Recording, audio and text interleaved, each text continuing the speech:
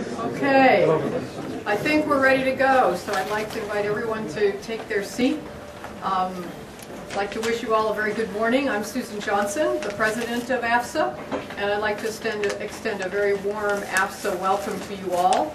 And thank you for coming to this important and special panel discussion and also celebration of the 25th anniversary of the signing of the historic INF Treaty. Special thanks, of course, go to our panelists and our moderator, Ambassadors Matlock, Ridgway, and Burt, for sharing their experiences and reflections surrounding the complex negotiations that led to this treaty, which was a significant factor in reducing the tension and dangers of the Cold War.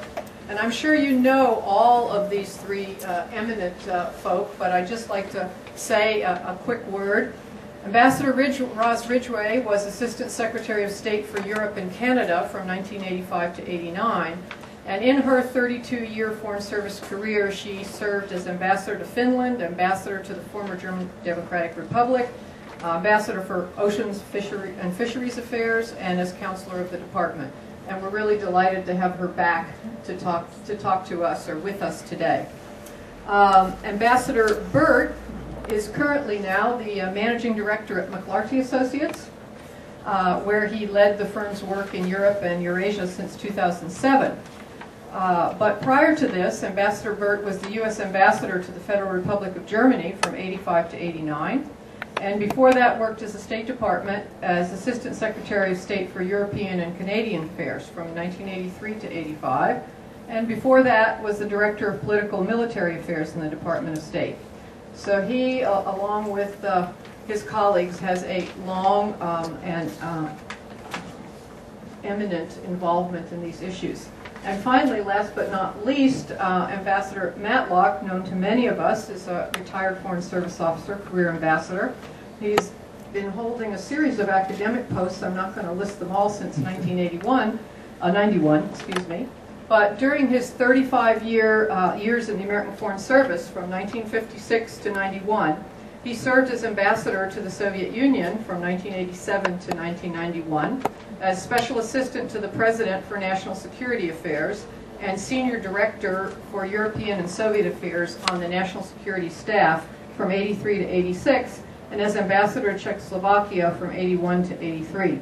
And I will not go over the rest of his eminent and long career in the interest of time, but I just did want to give you a brief recap for all three of them. And of course, Marvin Kalb, who is the Edward R. Murrow Professor Emeritus at Harvard's Kennedy School of Government, and a contributing news analyst for NPR and Fox News Channel. And he is frequently called upon to comment on major issues of the day by many other leading news organizations. And also, he's very dear to our heart here at AFSA because he has frequently served as moderator and done a superb job every time. So we're very happy to have you back, Marv. Thank you so much. Let me just go back and say just a word about the in-depth knowledge, the skill, the dedication, and the perseverance of each of you present today who worked on the negotiating teams or the process that led up to it.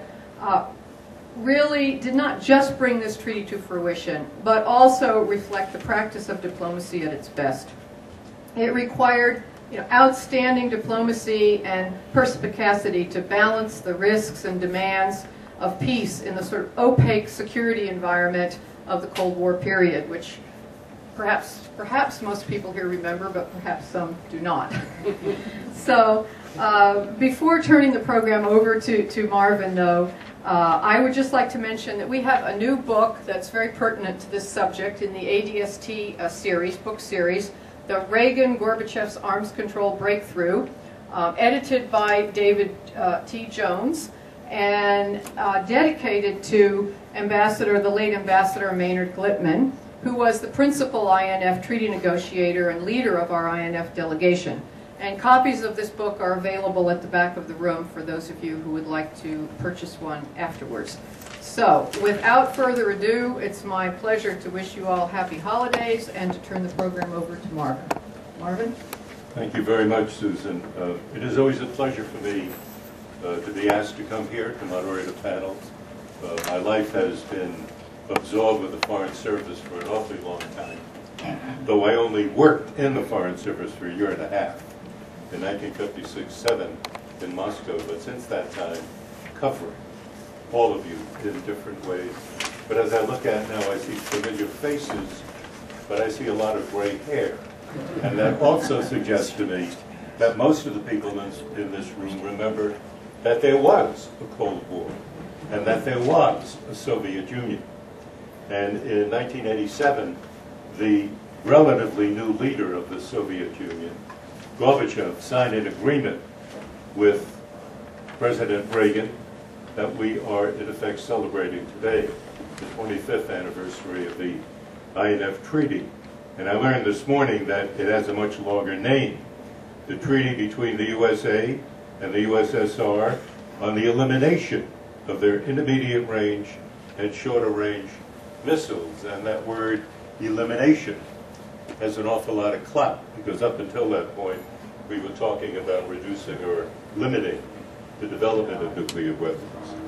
And it also strikes me that we were in another era. We were in the Cold War. That was obvious to us all. But at that time, not quite so obvious. We were beginning to see signs of the end of the Cold War. We didn't quite recognize it at that time. But for me personally, I remember clearly that in the early 1980s, there was a sudden eruption of anti-war and anti-nuclear demonstrations all over Western Europe. The Russians had moved SS-20 medium-range missiles into Eastern Europe. They were regarded as a threat, and suddenly everybody was very concerned about the possibility of war. And I became aware of that in a dramatic way when my boss called me up to New York and said, "Hey, what the heck is going on in Germany? What's going on in Europe? How serious is this? Are we really at the beginning of what might become a war?" I said, "I haven't a clue, but if you want to send me there, I'd be delighted to go." And so I went over there for the better part of the year, floating around in that part of the world and doing a documentary. And I thought myself that it was quite extraordinary what one was seeing in Germany especially. And I would like to ask, and perhaps I could start with Rick Burt, and ask him to answer a simple question as you lay the groundwork here. Were we really dealing with a serious strategic threat from the Soviet Union at that time?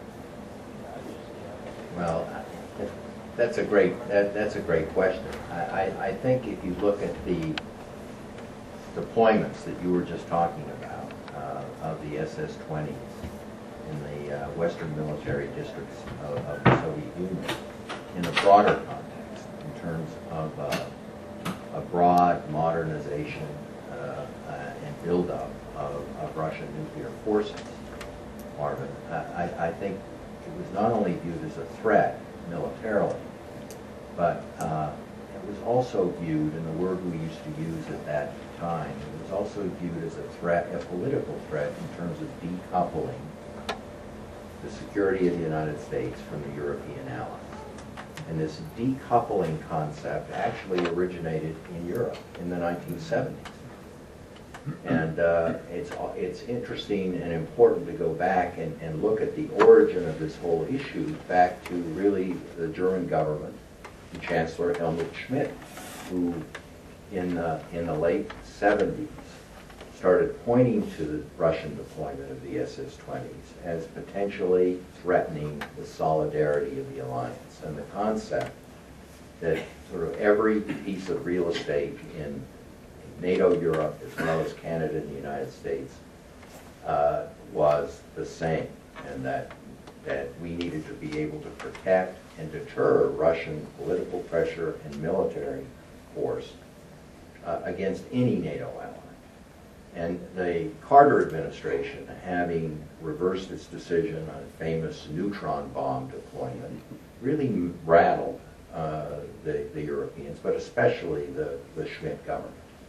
And so you have to really view, I think, the early steps taken to what became the double-track decision, the deployment of cruise missiles and Pershing IIs, and as a reaction to those uncertainties in that period. Now, it's interesting, the Reagan administration inherited the NATO double-track decision, and it wasn't prepared to kind of think through the consequences of that. One big issue we immediately faced, and Marvin, you talked about this unprecedented kind of political protest going on in Europe in the early 80s. It was really, I think, focused on the belief that the Reagan administration wasn't really serious about negotiating a solution. It was only interested in rebuilding American military power, and the concern that led to that was that there could be a conflict in Europe. And when the Reagan administration inherited the double-track decision, one of the first issues we had to address was, well, are we going to get into these negotiations to reduce these intermediate-range nuclear forces so that we don't have to deploy those missiles? And there was a great deal of resistance in the Pentagon and the White House and elsewhere about getting into any new arms control negotiation. I mean, after all, candidate Reagan had run against SALT II. The Carter administration had negotiated a strategic arms limitation treaty that the Republicans didn't support. But Secretary Al Haig recognized that in order to preserve the option of responding to the SS-20s, we needed to get those negotiations launched. The problem is once Haig finally stimulated in 1981 a discussion with the President within the National Security Council about getting back to negotiations and what our position was. The Cap Weinberger was successful in getting the President to adopt the famous zero option, which all of us in the State Department said was just not credible to our allies. Why wasn't it credible? Well, the Russians had, and I can't remember, but they had something like 200 or 300 SS-20s either deployed or under deployment. Each one of the SS-20s had 3 warheads, so there were like 800 or 900 warheads directed against Europe, and our systems were just down the road. We weren't going to begin deployment until 1983, so we asked ourselves, how is it we can go to the Russians, ask them to dismantle their systems, and so we don't have to deploy? And sure enough, well, immediately we were proven wrong. The peace movement in Europe initially endorsed the idea of the zero option and thought it was a great idea. But then the kind of reality sunk in that we didn't have a very strong negotiating position. And what our job was in the early 80s was to convince the Europeans that the only way we could get an agreement was to go forward with the deployment plans. And it was hard. And Roz will talk, I think, in a few minutes about Reagan's own attitude towards nuclear weapons and how that was manifested at Reykjavik. But I honestly believe that it was in a visit to Bonn, Germany in 1983 when Reagan actually saw several 100,000 Germans vigorously fighting the German police in opposition to the deployment of those missiles, that he really internalized the sense of opposition, the sense of concern about nuclear weapons. That coupled, by the way, and some of you will remember a made-for-television movie around the same period, the day after, when again, President Reagan watched this TV show about a town in the Midwest that's nuked, and in Kansas, and the consequences after that nuclear attack. So this was our problem. I'll just a couple of quick anecdotes, and I'll give the floor back to you, Marvin. But we almost swerved. There were several points in this process where we almost swerved off the road. One of them was, and it was the famous Walk in the Woods by Paul Nitze. And Roz will identify with this. George Shultz had been Secretary of State for approximately a month. And he came to the State Department, of course, as somebody well-versed in economics and business. He wasn't somebody that kind of paid attention to the strategic nuclear balance at that time. And I got a call, and Paul Nitze was coming in to have lunch with him, and would I come to the lunch on the 7th floor of the State Department? And I went to the lunch, and Paul then briefed Secretary Shultz on his informal chat with the Russian ambassador, Yuri Kvitsinski, on their proposed arms control deal, which would have led to lower levels of deployment, not the zero option, lower levels of deployments, but would not have involved the Pershing II missile at all. That missile would have been zeroed out. The big problem, and to my horror, when I listened to this, is that the secret of our success in getting the missiles in was very close consultations with the Allies. And the fact that our ambassador had gone off with the Russian ambassador and cut this deal without telling any of the Allies and giving them a sense of ownership was very dangerous. The reason we didn't go off the road was the Russians, stupidly in my view, turned down that deal. They could have stopped deployment in our tracks. And just finally, just one other quick anecdote. We deployed those missiles in the fall of 1983, about a month after a crisis in which the Soviets shot down a Korean airliner, and you will remember that. There were strong calls from the White House for us to walk out of the negotiations in Geneva on INF to punish the Russians. Had we done that, we would not have been able to preserve the kind of alliance support we needed to get deployment started. And George Shultz successfully fought off those efforts. It's an irony. When we did successfully deploy, the Russians walked out, and they took the public relations hit, not us. Last point I'd make very briefly. Make 3 last points. I know, I'm going to make one last point. One more.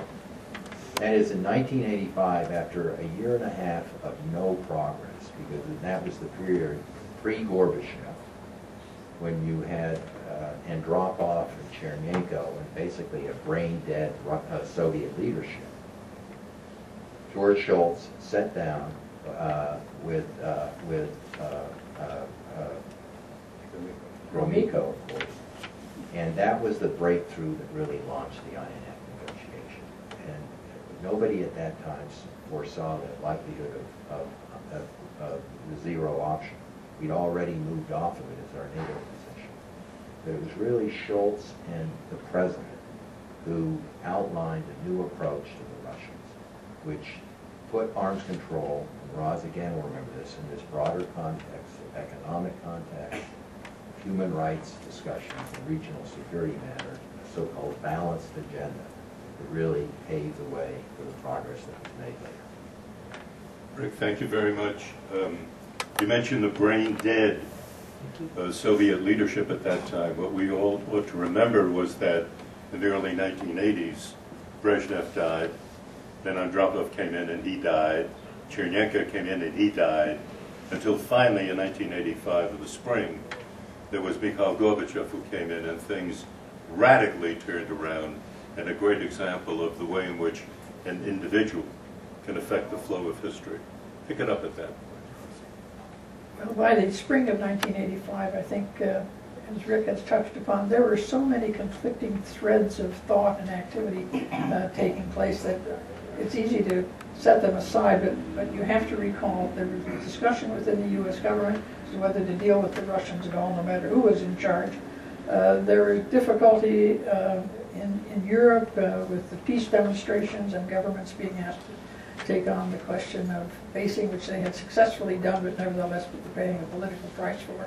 I was in East Germany at that time, and the picture from there, granted it wasn't the most favorable from the standpoint of the United States, was nevertheless of the United States, which was more determined on a warlike posture than on a peaceful posture. And there was a great deal that had to be overcome, and I think, I'm going to get to the conclusion first, it was successfully overcome in large part because of the very dogged determination of George Shultz working with President Reagan. In 1985, as Rick has suggested, there was an agreement to go to Geneva for a summit meeting in Geneva. The question was, how did you get there? What would you negotiate? And in the summer of '85, through such events as the 10th anniversary of the Helsinki Final Act and the convening, as usual, of the United Nations General Assembly in New York, Secretary Shultz was able to engage in a relationship with Foreign Minister Edvard Shevardnadze, another new face for the United States. The march toward Geneva included a discarding of the old notion of 8-page long communiques on issues about which we disagreed and which we patched over with language which was always misinterpreted, and the establishment of the acceptability of the so-called four-part agenda: arms control, human rights, and I've already made the mistake by not putting human rights first.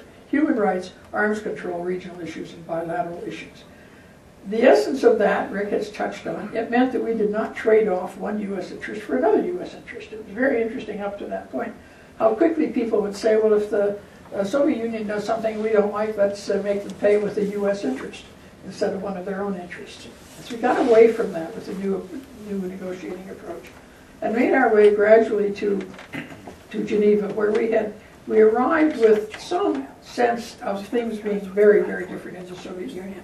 In one of the preparatory trips, we had met with one member of the then triumvirate, Mr. Rizhkov, who said, you know, as new leaders, when we got to be in charge, the cupboard was bare. I'm not sure a lot of that had registered in the Washington intelligence community, where we kept getting a different sense of the Soviet leadership than we were acquiring as we went through our dialogue. It became very difficult to sort of look at what we were getting from the intelligence side and what we were seeing across the table. But in Geneva, as President Reagan met Gorbachev for the first time, and the two of them met as leaders in front of the very famous fireplace conversation and later walking along the lake, you began to see the emergence for people finally to accept it and to believe in it, President Reagan's view of the role of nuclear weapons and his very real distaste for them. So the key document that emerged from Geneva, besides some agreements to meet later, the key document, the joint statement, said at the very beginning, the two leaders agreed that nuclear war cannot be won and must never be fought. There were negotiations going on at the time for a New START agreement. There were negotiations going on in Geneva for INF, but they began to take their lead from the outcome of the summit discussions. We were not able easily to get to the promised Washington summit. We kept running into bilateral issues. We kept the Danilov case, in which one of our correspondents was picked up in Moscow. We had problems with so-called Marine Corps security breaches in Moscow. We had problems with people concerned about the fact that the new U.S. Embassy in Moscow was in fact one grand tuning fork for Soviet intelligence listening. And each became an obstacle to getting to this summit meeting that we were supposed to have, and to getting on with the arms control agenda in a way that the negotiators in Geneva could do something with. On the road to Reykjavik, there is a very real and interesting exchange of correspondence between Gorbachev and Reagan, in which they begin to trade ideas on how they might proceed on the START side to reduce weapons, and on the INF side. But right in the middle of it is very real Soviet distaste and fear of the Strategic Defense Initiative. And I think not enough importance can be given to the role of the SDI in both fostering and hindering the dialogue and in worrying the alliance members who weren't sure whether this, as with 0-0, would in fact make the negotiations a joke, that the United States was not prepared, in fact, to negotiate seriously. At Reykjavik, we arrived, many people said unprepared, untrue. The United States team arrived with some of the largest volumes of possible positions and responses to Soviet positions that you could possibly see. They were totally prepared. But the difficulty was, again, SDI. and Jack, I know, was note taker for one of the opening sessions there. But as the two men met again, their relationship having been fostered through the exchange of correspondence, having been fostered by, I think, George Shultz's reports back to the president about his many meetings with Gorbachev, it became clear that somehow or another the Soviets had to be brought to understand that SDI was not going to be negotiated away. At Geneva, in one of the side stories that you may well have heard about, the president had said to Mr. Gorbachev, and we were using simultaneous translation, not done before, a wonderful tool. Instead of having to sit through the sessions that Rick Burt sat through as people talked for 30 minutes and then had to sit for 30 minutes of translation, these men were engaged actively across the table, and when President Reagan said, I will share with you the technology of the Strategic Defense Initiative, Gorbachev said, it was an outburst of laughter, you won't even share with us milking machine technology. and those of us who were note takers just stopped taking notes. I mean, we had never seen an exchange like that. So these two men arrived in Geneva and in Reykjavik, I think, with a dialogue in place, a style of talking with each other in place, a respect for each other, which was, I think, palpable, and a belief that each could probably deliver on what they were talking about. I think very, very important. As everyone knows, this talk disappeared or broke down on SDI on that last day. But what was there for INF was the agreement that there would be 100 long-range INF missiles on each side.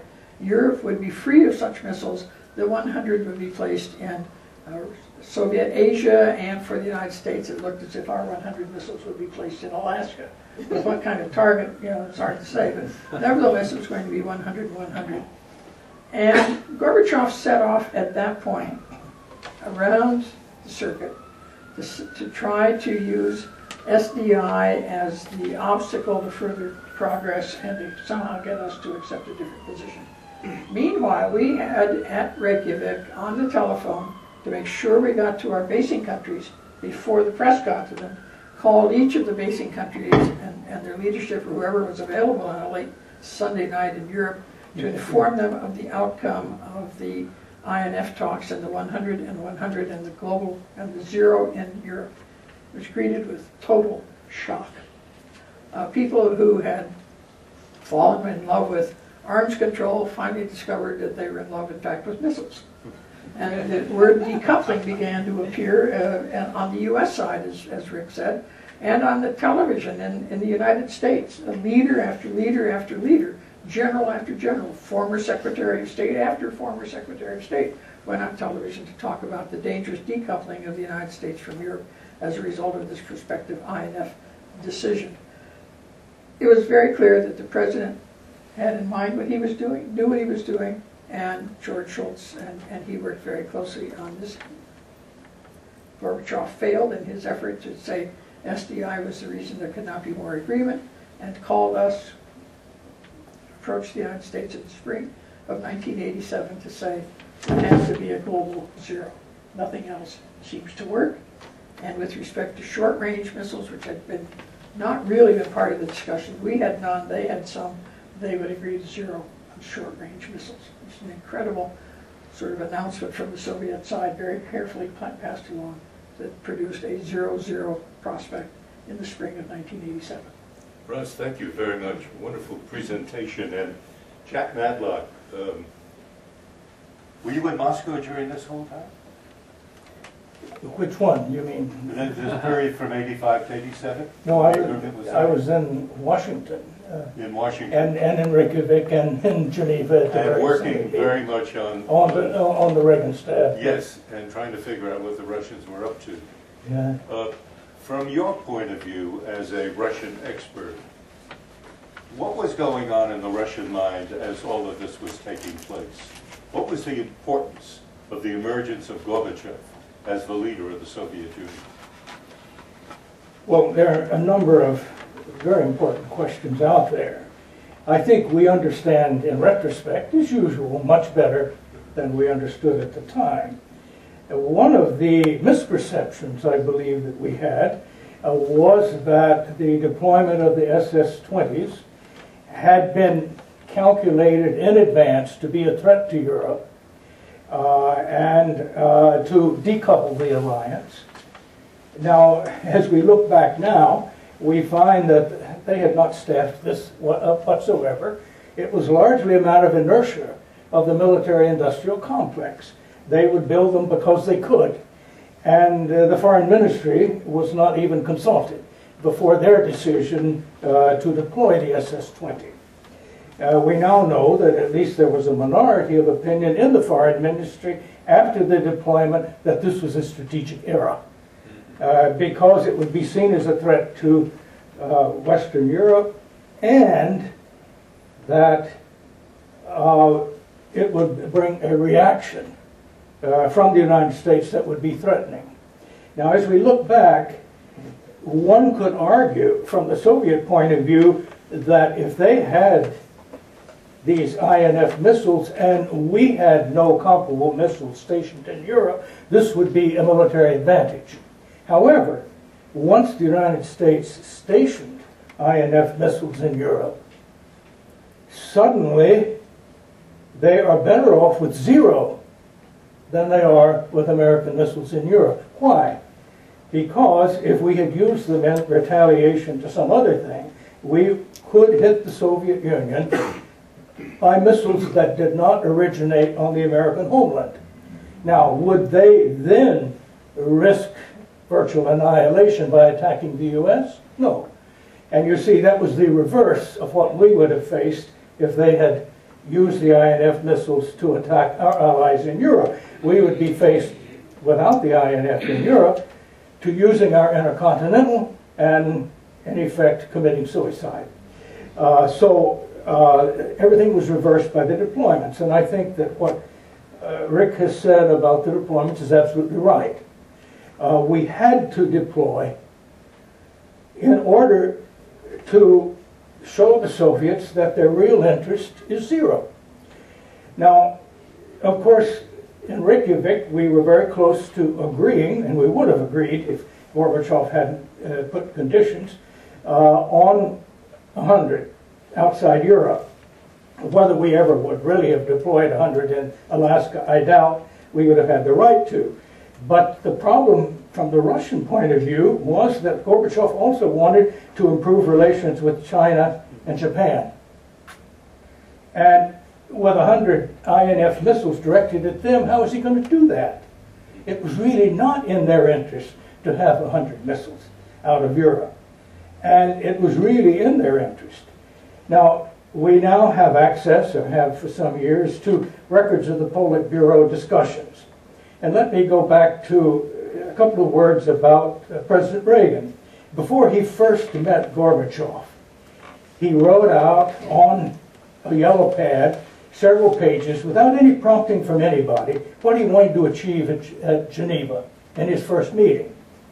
Bud McFarlane handed this to me literally as we were getting on the plane to go to Geneva, saying this is what the president has in his mind. If he's wrong somewhere, we're going to have to straighten him out with the briefings.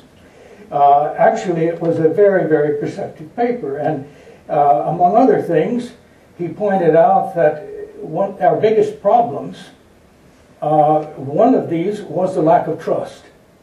That he had to find a way to begin to create trust between us, or else we're not going to solve anything else. He also added, if I don't achieve anything else, I must convince Gorbachev that though we don't want an arms race, if he wants one, he's going to lose it. And number three, whatever we achieve, we must not call it victory, because that will simply make any further improvement more difficult. Now, let's go past the Reykjavik meeting, and February 1987, Gorbachev is facing the Politburo and is telling them, we have got to come to terms because these missiles are pointed right at our head, a pistol at our head. Let's go to zero. They want zero. The defense minister said, oh, hey, How about the British and French missiles? They had wanted compensation. And Gorbachev, in effect, says, get real. We're not going to have a war with Britain and France. What are you talking about? And then he began to berate the defense ministry. He said, you have been robbing our people, spending so much on defense, you're scaring everybody else.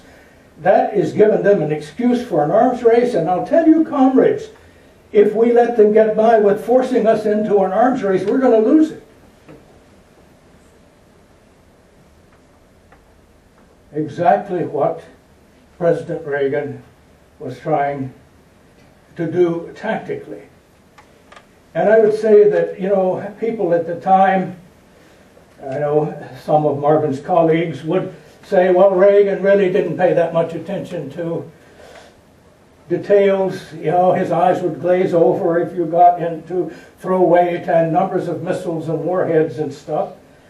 And true, he didn't look at those things. He concentrated on the basic things. How do I understand this other fellow? How do I convince him to do something that is actually in his own interest? Because his current policies are not. So, you know, we spent much more time, and I think effective time, talking to Reagan about where Gorbachev was coming from, what his pressures were. And of course, one of the things that we needed to do was, in this process, to convince them we're not out to do them in. Among other things, Reagan said in that same memo that human rights was too important to carry it out entirely as a public policy. He said we're much too upfront. If we confront him publicly, no politician can back down. We got to begin to handle this more privately. So he began to move off the shouting at each other, condemning each other, not that that stopped totally, but more and more putting it into a dialogue, and a reasonable dialogue that included such things as these very effective tutorials by Secretary of State Schultz.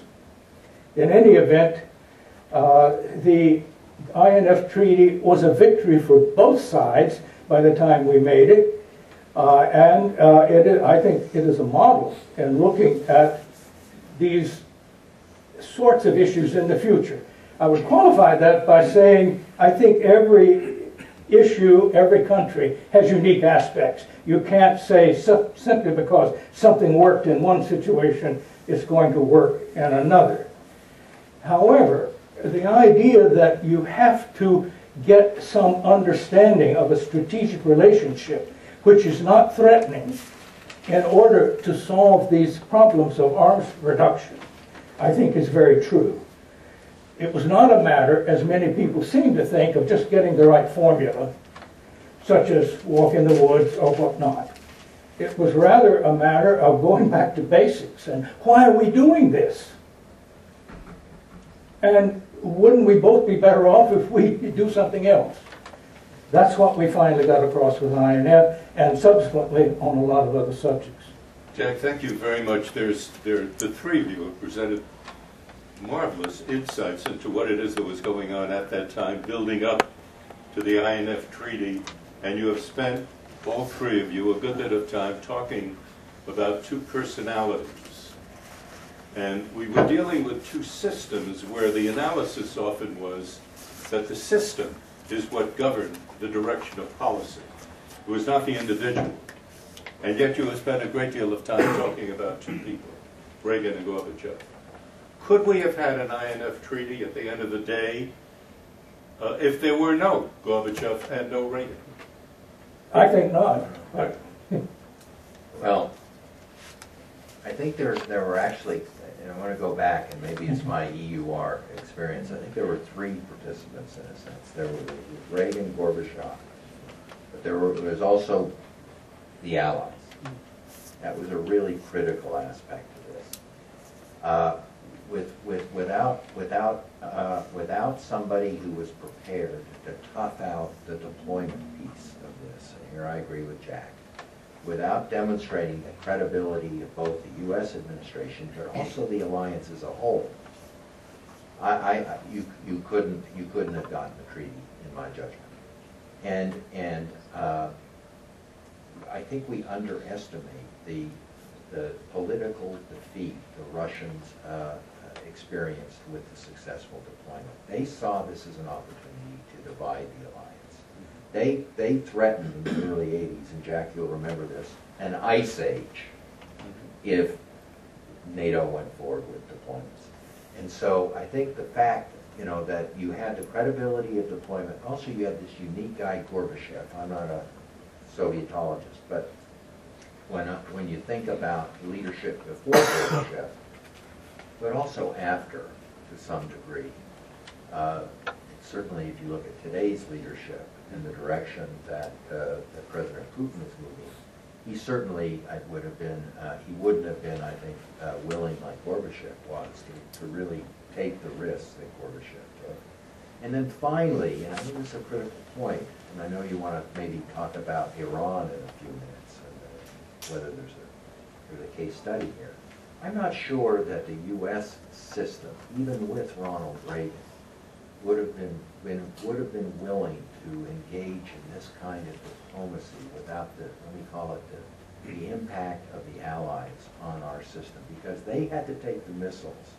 We had to be uniquely sensitive to their politics and to their concerns in a way that we rarely are on most foreign policy and national security decisions. Thanks, Rick. You immediately said no to my question, meaning without these two personalities. I think it took both of them. And Rick has mentioned the Allies, that's important. I would also mention George Shultz and Edward Shevardnadze, the foreign ministers. Neither of them could have done it without that sort of support. But the fact is that the United States needed someone with the confidence of our right wing to make a deal with the Soviet Union, if any was going to be made, that was going to be politically defensible. It wasn't that there was no Democrat that couldn't have thought this was a good idea. Most of them probably did. And I will say for the Democrats that they supported us every way as we were going toward the Soviet Union. But not so much on deployment, Jack. Yeah. Remember the nuclear freeze moment? I mean when we got the treaties. I'm talking about when we got the treaties. And then I would also say in the case of the Soviets, none of Gorbachev's successors would have been capable of doing what he did to change Soviet policy, to understand the degree to which the predecessors' policies were not in the interest of the Soviet Union. That took a Gorbachev, and it also took the very improbable Soviet leader who would risk his own position in order to try to do what Machiavelli has said is virtually impossible, that is to change the institutions in your country. He ran great risks, and ultimately he wasn't successful. But he was successful in most of the things that made a real difference to us. So without the two of them, I don't know how this was going to happen. Raj, you share that view? Without the two, it would not have happened. I do share that view. I happen to believe that those big chapters in history feature big men with the courage of an idea, the courage of placing their own political futures on the line. I'm a great believer in that. But Marvin, let me end this chapter. This is an anniversary, and we haven't quite gotten to the 8th of December yet in our discussion, because it was one thing for the leaders to meet and come up with a broad outline, but it was another for many of the people in this room today and across Washington today who are observing this anniversary. With a lot of hard work back in Geneva to put an agreement together based on these broad thoughts that were coming out of the discussions with the leaders. I have often thought that much of the progress was possible because of a decision that was made by the Soviet Union, totally out of context of this discussion, in Stockholm in 85, 86, to say that yes, they would agree to verification through on-site inspection. Which they had never before agreed to, but did in this case in Stockholm in the conference on So why do you think they did it this time? I think they again began to measure. Is it Gorbachev again? Could well have been. It could have been their own military. Began to understand that there was a reciprocal to on-site inspection. It was not a one-way thing, that they would have the opportunity also to look at the Western military and defense establishment as they had not. But quickly to the end of all of this, as we had an agreement, there are stories along the way that I think if our colleagues here today got together, they would talk until midnight about some of them. But Jack mentioned SS-20 because it was the thing to do and because they could make it, and so they made it. There was a point when we sat with Akrameyev to ask, how many of these things do you have? He said, I don't know. I'm not in charge of making them or ordering them. They produce them. They give me the ones I want. I don't know how many they make. So I can't give you that number. I'm going to have to go back and count. When we came toward the end, very end, the first part of December, teams are coming in here and getting ready, and even Mr. Khrushchev, the then head of the KGB, was in town. I entertained him at my home one evening with some of the delegation to tell him that human rights could not be forgotten as all of the headlines turned to arms control. Everybody was gathering. We learned from the Soviets that they did not have a picture of an SS-20. I'm sure many here remember, no picture of the SS-20.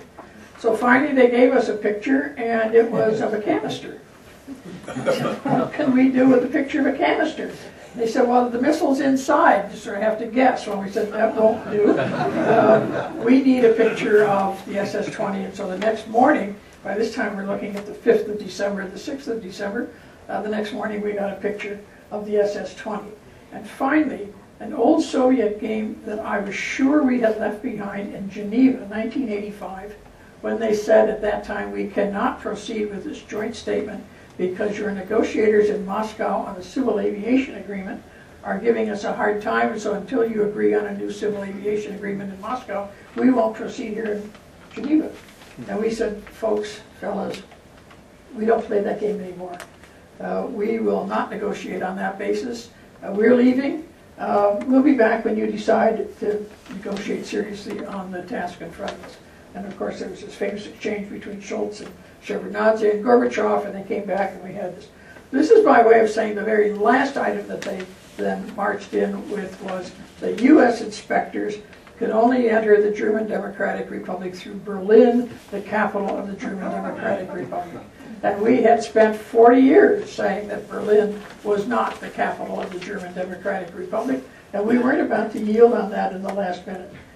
What are the major, and so the agreement was signed and so on, and there are some other side stories that don't need repeating, but the point in all of this was that the United States in this negotiation, Reagan, Schultz, the whole team that agreed that this was a good thing to do, and there was still a population in this town that did not think this was a good thing to do, knew what they wanted, and they were prepared to walk away unless they got it. And the firmness of their resolve and their determination to see it through and to take the risk of saying, no, we will not proceed on that basis, and yes, we will proceed on another basis, I think were as important as the very real personalities that were involved. Thank you very much, Roz. A question for Jack. In your study of the end of the Soviet period, what role did the INF negotiation, the whole process, play as the Soviet Union teetered toward it?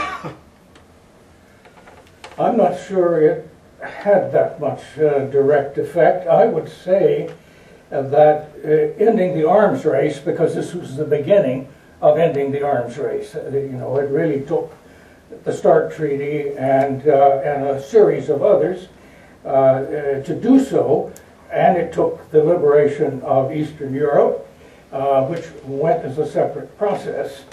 But I would say that these things actually freed up Gorbachev to try to reform the system. It took the pressure off him. As long as we had the arms race, they had an excuse not for changing the system.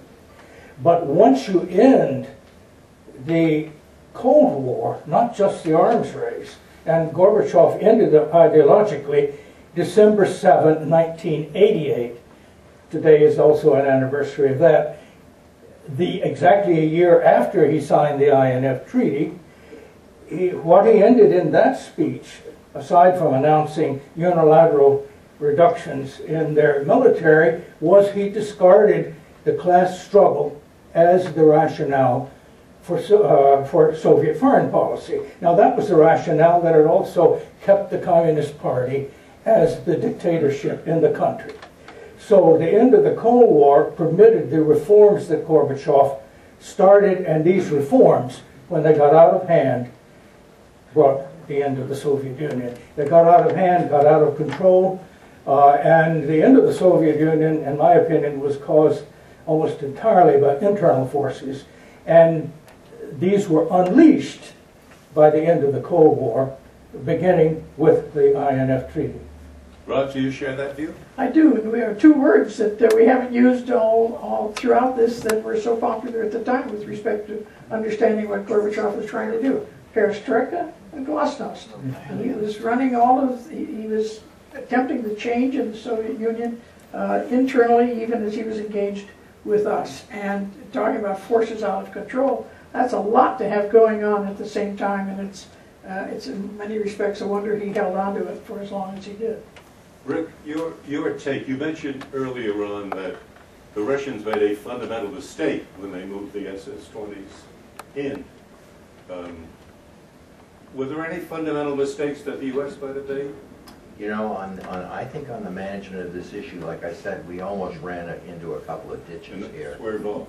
But we kept it on the road. I have to say, because you know, I think about the last 20 years, 30 years of U.S. foreign policy, but in particular the last 10 years, I do call it the disciplining impact of working within the alliance. We were genuinely, because this was an alliance-wide effort, both the negotiating side, because in order to deploy in these countries, the governments in question had to take ownership for the negotiation. Now, they weren't going to be sitting at the negotiating table, but there was a consultative group in NATO called the Special Consultative Group, and it enabled these people to go back and the governments in question to say, we're part of this process. Trust us. We're not going to let those Americans do some crazy thing. And you know, I have to tell you, there were so many people in the Reagan administration that were unhappy hearing the State Department arguments over and over again. We can't do that because it will disrupt our deployment efforts.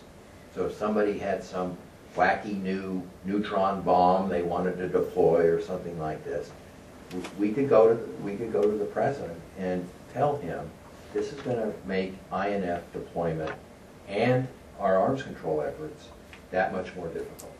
In most foreign policy issues that Washington has to address, that any administration has to address, the Allies are taken into account, but not in the same way as they were in this whole INF process.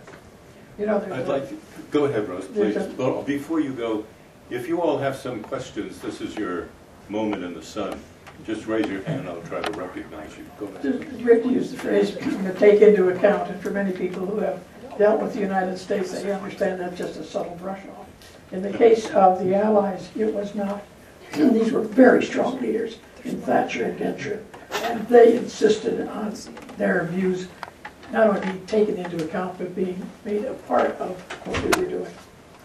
Okay, please raise your hand if you have a question. And I'm sorry. Could we borrow that? You know, you can Of take the course. one from the Is back. there one there. that go use with that? that. That's fine. Let Marvin keep his Don't ever microphone. shortage of microphones. I'm lost without my diaper. Anyone who has questions, please raise your hand. Right here on the right. Yes. Hi. Please give your name if you would, please. All right, it's Tommy Grant, and currently with the State Department, thanks to Rozanne Ridgway, who was my mentor all those years ago. Thank you, Roz. And you said big men write big history. Is there any hope today that we still have big people, men or women, on the scene who can write some history? Because we've got a lot of problems. Someone mentioned Iran, Iraq, Afghanistan. We've got these things out there with no exits. Okay. Do we have big people? Thank you. Roz? I think we will, when We will? I think we will when we need them, but we have not given credit to, I mean, history bringing an issue to a point where it is ready to be resolved. You cannot just march in and be a big person and bring all of this together and solve it. There is a ripening of an issue and a readiness of people to talk, more than one person to talk about it. I would have to say there is certainly a ripening of the issue of Iran, which has been ripening for years now, and there are many presidential statements that have been made about a determination on the part of the U.S. never to allow Iran to develop nuclear weapons. During the presidential campaign, we heard that from both candidates. So, is there a lesson that we have picked up from the INF negotiations that could be applied today as we look ahead to the Iran negotiations? And Rick, you can start, then Jack. Well, I mean, from one perspective, you could say yes. And that is that there is a kind of dual track. Some people would say there's more than two tracks here. But the situation that's in play with Iran now is similar in the sense that you've got a sanctions policy that is putting heavy pressure on the Iranian regime. In the same way, the threat of the U.S. deployment of cruise missiles and Pershings did. So there's an incentive that the Iranians have to seek a solution that in the absence of the sanctions wouldn't exist. Where and on the other hand, you have the diplomatic track. What's missing here, I think, is it's arguable how active the diplomatic track has actually been. I'm struck by, for instance, the fact that the Europeans who have been involved in this process all along, it's of course the P5+1, I think have largely let the timing and the pace be set by the United States. It's going to be, I think, the Obama administration's call, especially with the external pressure of the Israelis kind of constantly hovering out there, and Netanyahu's talk about a red line, is, you know, when is the United States going to get really serious about the second track? You know, I'm one of these people who believes there is an agreement out there that could be reached, and that would lead to a non-nuclear weapons Iran. But I think the diplomacy has to be stepped up. And Jack's final point, Jack's point about a Republican conservative able to achieve agreements of this sort that are more difficult for a Democrat is a very important one here. No matter what kind of agreement is, if there is an agreement reached with Iran, it's going to be attacked by a lot of constituencies, but many of them are going to be Republicans. I could give you many examples where a Democratic president has reached major agreements too, but we'll let that go. Yep. Jack? Regarding Iran, I think in any situation you have windows of opportunity, possibly. There are other times where the personalities make it simply impossible. We should not have negotiated with Hitler. It wouldn't have helped, you know, in the 1930s. But the thing is, as far as Iran is concerned, I think that there are lessons, and one is that the time to negotiate with Iran was when they had a relatively moderate government in 2003, before we attacked Iraq. Now, you do them a great favor of taking out their main enemy without apparently any negotiation whatsoever. Now, I think we could have made a very useful deal with Iran after 9/11. After all, Al-Qaeda is their enemy.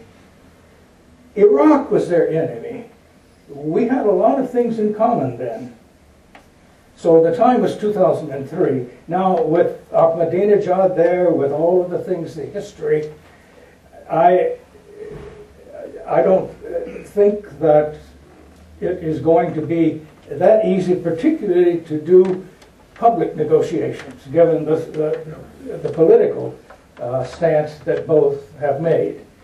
But the basic principle is we should have been looking for a strategic dialogue with Iran, and I would even go back to the 90s. And I think that was also a mistake of the Clinton administration when they had the double containment, which I never thought made much sense. But the fact is that both parties have taken positions that have made it extremely difficult now to achieve my negotiation. However, I think Rick is right. In my opinion, there is a solution out there, but we have in effect locked ourselves in, and they have locked themselves in politically in a way that's going to make it very difficult. Well, let's hope that you're both right about this lurking solution that's out there somewhere. Please, you have a question, sir. Hi, my name is James Wilson. I work in the historian's office on the Foreign Relations, the United States series, and with my colleague Elizabeth Charles, we're putting together volumes of primary documents on the Soviet Union and arms control in the 80s. And we actually looked through a number of the old office files of a number of people in this room, so it's of great historical interest to us. Sorry if it's historical to think. So my quick question is that, you know, in January 1989, a new administration comes in, and there are a number of people who had been, you know, had playing a role in 87 and 88, and yet there seems to be a real change in attitude toward the Soviet Union, and it's just been, you know, always a lingering mystery to some of us looking at this. Well, I was there, so. Do you want to answer that? Yeah, I mean, in fact, you're right. Because I, in the Bush administration, negotiated the START 1 treaty. And there was a lot of people, there are a lot of people kind of befuddled by the fact that the new group in the White House, and it was a White House group mainly, and very good people like Brent Scowcroft and Arnie Cantor, were taking a very skeptical approach suddenly to the Russians. And there was a view, and I think, God bless him, Brent Scowcroft was really believed this, that Ronald Reagan was kind of fell in love with this process with Gorbachev, that they weren't kind of clear-minded enough, clear-eyed enough about the Russians. Bob Gates also, who had moved over to as Deputy National Security Advisor. That little group kind of delayed the process, I would say, for about 6 months. Because the people at State, I think, were ready to kind of progress, you know, with what had been achieved at the end of the second Reagan administration. But it just really delayed things, because as soon, and the person who turned that around, and he also deserves a great deal of credit, was Jim Baker. Jim Baker did a great job putting together kind of an interagency management of this process and the different players, and spent a good deal of time, I'd say for 1.5 years or 2 years, would arrive in Moscow with an entourage, with the negotiators, me from START, Jim Woolsey from CFE, the relevant assistant secretaries, broke them into working groups, and I think continued that process that Roz participated in with both Shevardnadze and Gorbachev. But there was a delay, but I don't think it set us back. I don't think there were any kind of problems as a result of that process. Thank you. Roz, you wanted to add? Well, I was going to say that James Baker was named Secretary of State the day after George Bush was elected. Within a week, he met with regional assistant secretaries to understand their priorities. I met with him and told him my priorities were both the opportunities and challenges to include Eastern Europe and the Soviet Union. And I'm on record as having said, I'll say it again, he said to me, Roz, don't you really believe that you pushed the president too fast? Don't you believe you have gone too far? I said, no, I do not believe that. The administration changed. We were asked to do interagency studies. It's always something you do. We turned in one that showed continue the same path. We were sort of laughed out of town. And Rick says we lost 6 months. I think we lost 2 years. Well, I saw Davis. Just hang on. On this point, let me just say that I think we lost our momentum with Iran-Contra during the Reagan administration. Thank you. Ambassador Bolden wanted to say something here. Do you have a microphone up front? Just one question here. Okay. Sorry. Who's the Right question? here, please. Oh, yes. Thank you. Thank you very much. Thank you. Please give your name if you would, please. Yes, Avis Bolin, who was involved in INF in various capacities. I just wanted to, Marvin, you heard me say this morning, and I Yes. just would repeat that I think one of the lessons from INF that really relates to Iran is don't be afraid to negotiate. I mean, we arguably had no choice because the Allies wouldn't deploy without an arms control track, but the Soviets didn't know that lesson, and so they walked out and they put themselves in a corner from which they had to crawl back in '85. And I think as Jack and all of you have mentioned, there might have been windows of opportunity with Iran that we missed because we tangled ourselves up in these convoluted conditions before we would negotiate. The Iranians had to do what was going to be the objective of the negotiations. And I think the question is whether left to ourselves in INF, we would not have engaged in these same games. As Rick mentioned, at the beginning of the Reagan administration, there was a desire on the part of the new administration to stop the arms control. And it was only the uproar from the Allies that really forced them in the opposite direction. But I don't think if there hadn't been that uproar. Thank you very much. The question in the back, yes, please. Thank you very much. I'm Dan Whitman. You could stand up, please. Yes. Dan Whitman. Let me know if this is off topic, but since we've been talking about lessons learned, I believe there was an OSCE meeting in the last couple of days in Dublin, and that Russians and Americans, I think the sextate, met with somebody. If not Lavrov, it was somebody. There's Lavrov. Is it possible that something may be happening in terms of Russian policy towards Syria? Since we've mentioned Iran, can we get as far away as Syria? No, you can get as far away as Syria, I hope with some connection to INF, but there isn't. No, I do appreciate that. But the question of Syria is of totally sufficient importance that we could address that, and thank you for the question. My own gut feeling, I don't know what you guys think here, but the Russians have been, for the last several weeks, there have been indications of unhappiness with what is going on in Syria without a clear sense of what it is that they can contribute and whether they can do it on their own or with the U.S. The U.S. has always wanted the Russians to be part of that kind of a solution, if there be one at all. So if the Russians in any way are moving toward the American position with respect to Syria, I think we are all better off for it. If anyone would like to add to that, please do. No? Okay, another question out there? No. Good. Oh yeah, there is one right up here. And then we'll assume that's the last question. Thank you very much, sir. I wonder if you've all hinted at and alluded to it, I wonder if you recall the public diplomacy dimension of the movement toward INF negotiations. Yeah, Public diplomacy, Ross. I remember it very well, and I think it was sort of the anti-public diplomacy, not with respect to the Allies, which Rick has touched on. We very carefully stayed in touch with allies, but the practice, meeting by meeting by meeting with the Soviet leadership was a complete shutdown on comment to the press until the meeting was over. Amen. That was one, if I may say, that was one of the great boo-boos that you all did at that time. Because you might have had great relations with the Allies, but you didn't with the American public. Well, I don't know about the American public. The American public was ill-informed about what it is that the U.S. government was trying to do at that time.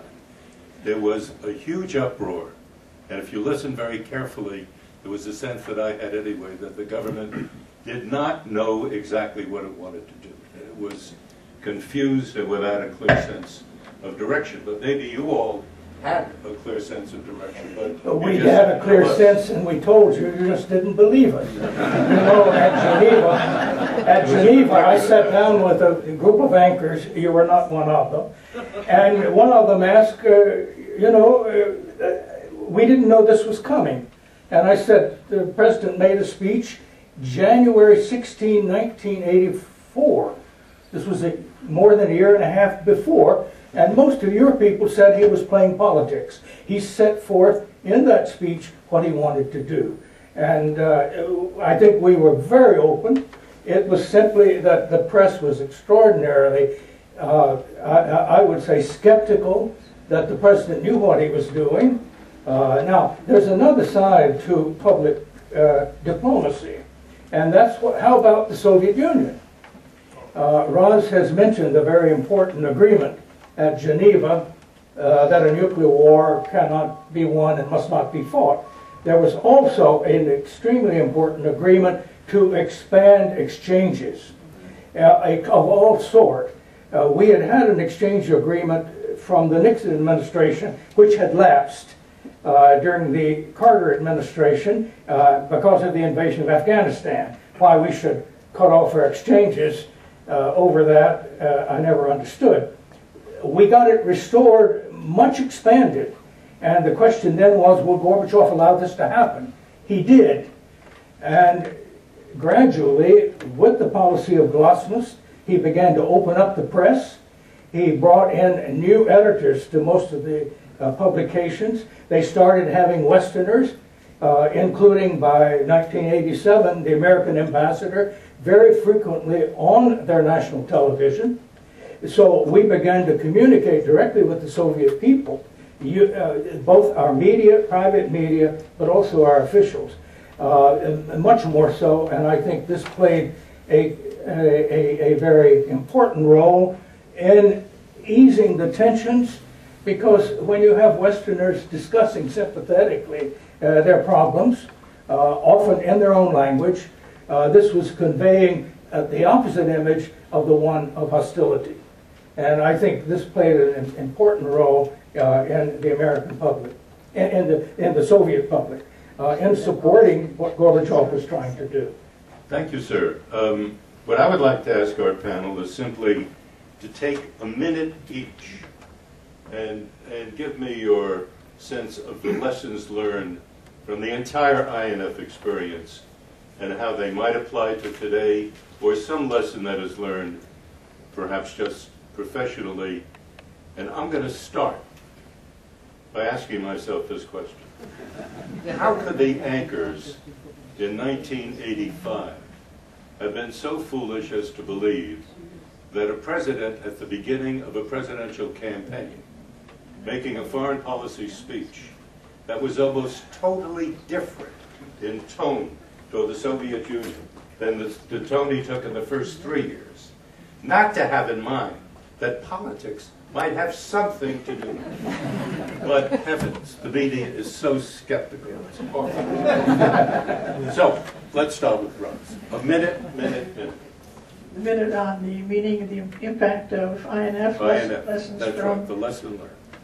I think the principal lesson learned in looking at some of the things that have been talked about here today is that you must know the total range of your interests, and you must be prepared to serve all of them equally well and not allow yourself to get tangled up in setting conditions that no one can meet unless it is your objective to avoid negotiations. But if you want negotiations, you must make it possible for your negotiating partner to get to the table. Excellent. Thank you very much. Jack? The one that I would take away is the importance, number one, of eliminating weapons that you want to, rather than putting a limit on them, and second, and verifying that. It's much easier to verify 0 than any concrete number. And therefore, I think we really have to get our minds off simply putting limits on types of arms, but trying to get rid of those that we don't want. We're facing now the possible problem of Syria using chemical weapons. They should have been abolished 5 or 10 years ago if the treaty had been enforced. Syria is it not a seems to me, signatory. go for abolition of these weapons with good, thorough verification. It worked with INF, despite the fact that 2 or 3 years before we got it, there's almost no specialist thought that that would be acceptable. Rick, your turn. Well, as the chairman of Global Zero USA, I have to agree with Jack. But I won't expound on that. You know, there was no way when I was deeply involved in the issue in the early '80s that I could have foreseen Gorbachev, nor could I have foreseen the treaty. In fact, I thought the zero option, when it was propounded, was preposterous. I opposed it. So did the Secretary of State.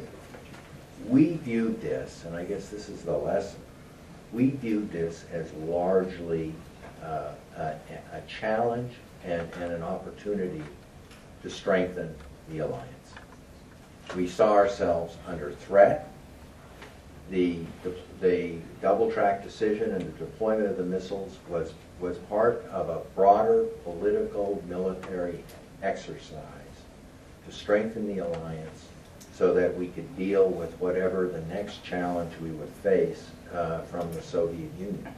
What I have to say is that you have to learn to pivot, and that's exactly what the Reagan administration did when they found themselves with somebody that they could do business with. It pivoted, and Ronald Reagan may have been the only guy in the administration that really believed in the zero option. But by God, he went after it. And here I have to agree with Ross. You know, somebody with a big man with a big thought, if you're president of the United States, can achieve a great deal. Thank you very much. Thank you all very much.